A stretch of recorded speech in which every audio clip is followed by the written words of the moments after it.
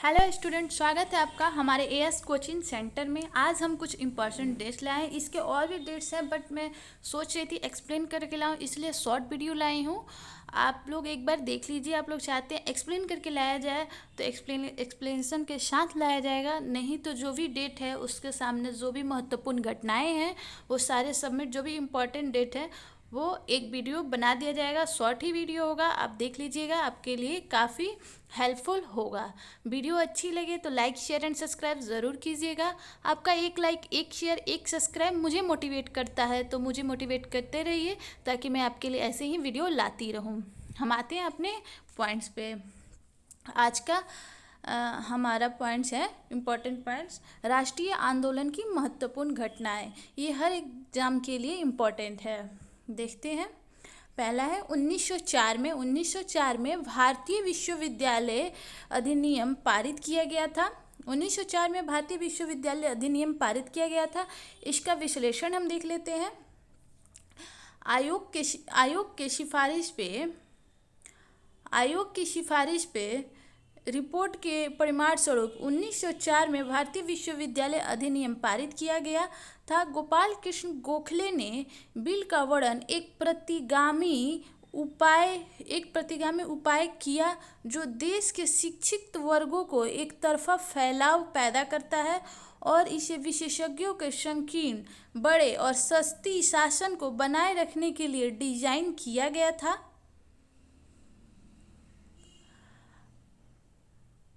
इसके बारे में और देख लेते हैं। लॉर्ड कर्जन ने 1899 से 1905 के कार्यकाल के दौरान भारतीय विश्वविद्यालयों का अधिनियम पारित किया गया था। यह वर्ष 1902 में गठित एक विश्वविद्यालय आयोग की सिफारिश के आधार पर वर्ष 1904 में पारित किया गया था।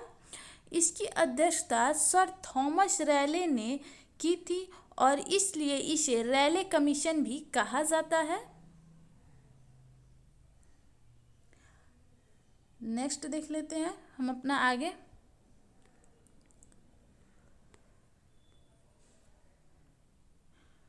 उन्नीस सौ चार में भारतीय विश्वविद्यालय की स्थापना की गई थी। इसके बारे में हमने सब कुछ जान लिया। और 1905 में बंगाल विभाजन किया गया था। ये सबको पता है कि 1905 में बंगाल विभाजन किया गया था। इसके बारे में हम देख लेते हैं थोड़ा।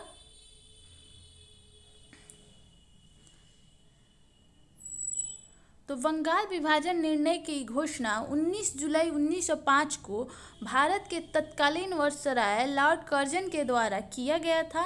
एक मुस्लिम बहुल प्रांत का सृजन करने के उद्देश्य से ही भारत के बंगाल को दो भागों में बांट दिए जाने का निर्णय लिया गया था।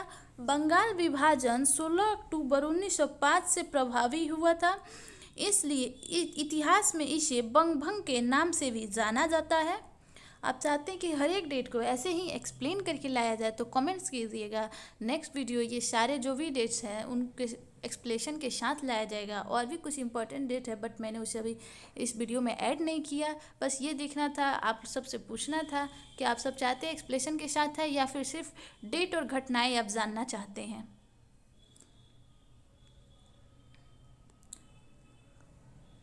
घटनाओं के साथ कुछ इम्पोर्टेंट तथ्य अगर हम सुनते हैं या देखते हैं तो क्या होता है, एग्जाम टाइम में ना हमें डेट याद आए ना आए लेकिन घटनाएं ज़रूर याद आती हैं और घटनाओं के साथ डेट ऑटोमेटिकली माइंड में फिट बैठ जाता है।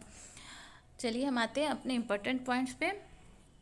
1904 में भारतीय विश्वविद्यालय अधिनियम पारित किया गया। 1905 में बंगाल का विभाजन किया गया और 1906 में मुस्लिम लीग की स्थापना की गई। इसके बारे में भी देख लेते हैं। 1906 में हुई थी ऑल इंडिया मुस्लिम लीग की स्थापना। 30 दिसंबर 1906 में ब्रिटिश भारत के दौरान ढाका, वर्तमान बांग्लादेश में ऑल इंडिया मुस्लिम लीग की स्थापना हुई थी। लीग में आगा ख्वाजा सलीमुल्लाह और मोहम्मद अली जिन्ना समेत कई नेताएं शामिल थे। वर्ष 1947 में पाकिस्तान के गठन के बाद ऑल इंडिया मुस्लिम लीग बन गई।